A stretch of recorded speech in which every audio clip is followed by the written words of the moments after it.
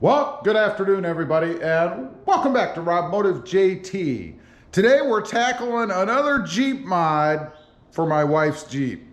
What we're doing, she is in the midst of replacing lights and stuff, I guess. We did the taillights on the back. You may have seen that. And by the way, these mods do translate over to the JT as well, most of them, or at least you can get a form of them to go onto the JT, and a lot of the install stuff is the same. Not this one in particular, because it's a third brake light above the tire, and that's what we're going to be doing. We're going to be replacing this with this, and you can see it's a smoke light. Let's go ahead and pull it out of here real quick. See if I can do this one-handed. That's always a challenge. And there it is. It's supposed to be a plug-and-play application, and you can see it's kind of a smoked look.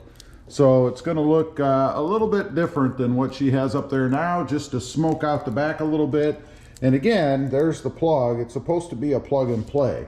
Now, the challenge for me, of course, is that you have to unscrew this bracket-like thing that holds the third brake light. And of course, with the bigger, gigantic, very heavy tire in the way. So I have to lay the tire down. This thing is a handful, let me tell you. It's like lifting one of those stones that they do. You know, those big, heavy weight lifter dudes? They lift those big stones. It's kind of like that. If you try to grab both ends of this and then hoist it up there and put it on, I mean, it's a challenge. So what I've done, I backed the table up there, put the tire just over the top of it. I'll unscrew it, and then I'll just lay it down on the table. Slide the table out of the way, do my thing, slide it back up and put it back on. We'll see if it's that easy. Now, to take this off, there is a tool in the Jeep, or you can use a Torx bit 40 bit to go ahead and remove the camera cover, because you have to take that thing off. It should, in theory, just pull right off once I actually turn this the right way to unlock it. There you go. Got to finagle a little bit, but it does just turn and come right off. Then there's your camera exposed. We don't need to mess with that because the tire will slide off, obviously, over that. Then we have two different lug nuts on here. We have the OEM, or the wheel version, and then I have a locking lug nut on there for security. So we're going to go ahead, pull those off, and then we'll lower the tire.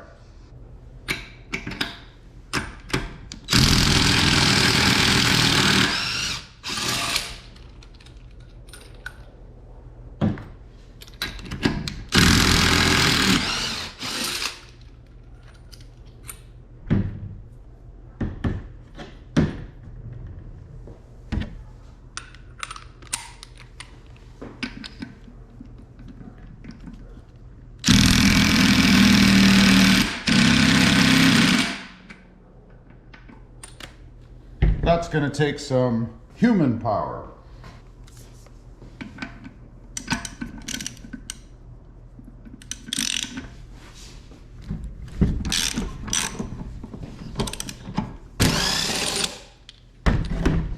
Okay, that loosens the tire. Now it's a matter of sliding it off, hopefully, and laying it on the table. We'll see how easy or not that is.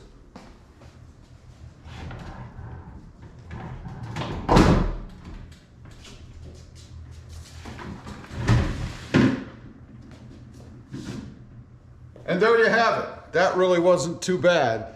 So now we'll work on getting the brackets off. There are some Torx bit screws around that bracket. We have to take them off. Looks like there are 7 of them. So we'll do that next. Okay, we'll pop these off. These take a T25, by the way.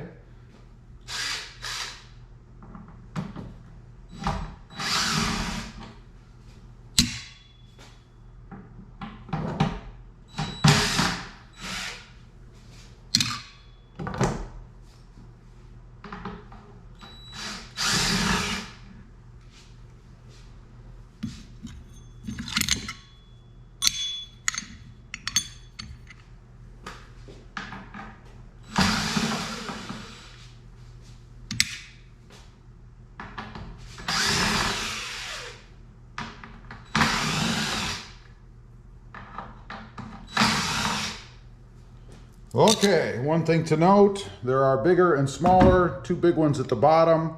and the rest are all shorter, as you can see here. So now we should be able to just separate this.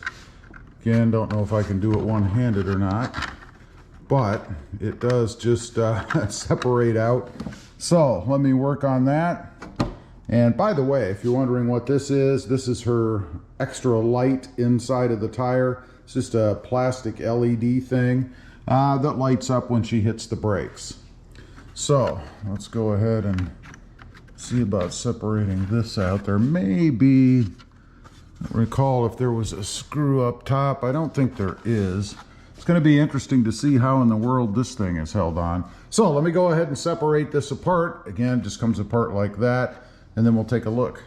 All right, it did just pull off. As you can see, there are some wires in here, so if you're doing this, be careful not to pull the wires out.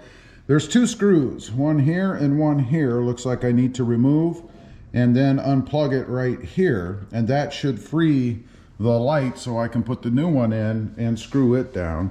Now let's just make sure. Yeah, there are 2 screw holes on the bottom, so should be just plug and play. All right, it did just pull off with those screws, and there is the connector for the plug, and there's what it looks like with it out. You can see the plug sitting here, so all we have to do is stick the new one right down in there, plug it back in, tighten it up, and give it a test. Got it on, screwed in, plugged in.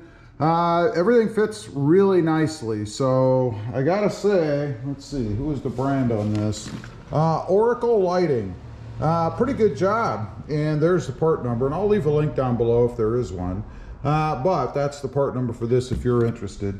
But looks pretty cool on there. Now I just have to tuck the wires back in, put this back on, hoist the tire back up here, and we'll be done. Okay, got it all done. Got that tire muscled back up there. All the lights are lit up. Let's take a look. This is what it looks like now. I think it's pretty cool. I should have gotten it before, but I didn't. And you can see, you're never gonna miss the back of this Jeep, especially in the dark. I mean, we've got the new taillights, of course, the round circular inside of the wheel for the spare tire, the other taillight, you know you have to have 2, and then this beaming new brake light. Check that out. I think it's an awesome look. I love it. I think it's pretty cool. I think Krista will be very happy with it. Anyway, leave a comment. Let me know what you think. Too much light, not enough light, or just right? I'd be curious to know. Also, real quick, I do have 2 additional channels. Mod Driven, all about the Mercedes-Benz, and Rob Motive, all about the Toyota Tacoma.